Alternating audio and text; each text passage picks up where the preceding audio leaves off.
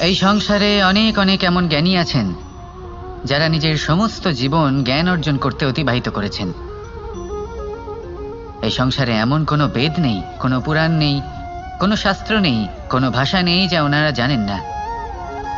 এমন কোনো বিষয় নেই যা নিয়ে ওনারা কোনো বক্তব্য রাখতে পারবেন না। কিন্তু আমরা এই সকল জ্ঞানীকে কি ভালোবাসতে পারি? এনাদের সকলকে সম্মান করতে পারি না। কারণটা কি?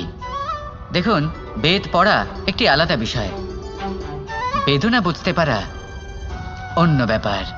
এবং বেদনা বোঝার জন্য, সেই জ্ঞান লাভ করার জন্য আপনাকে মন থেকে করুণা এবং প্রেমের সঠিক অর্থ বুঝতে হবে। সামনের ব্যক্তির বেদনা বুঝতে হবে, তার যন্ত্রণাকে বুঝতে হবে। তারপর যে জ্ঞান আপনি অর্জন করেছেন বেদ থেকে, পুরাণ থেকে, শাস্ত্র থেকে, তা প্রয়োগ করে তার বেদনার নিবারণ করা, সেটা বেশি গুরুত্বপূর্ণ।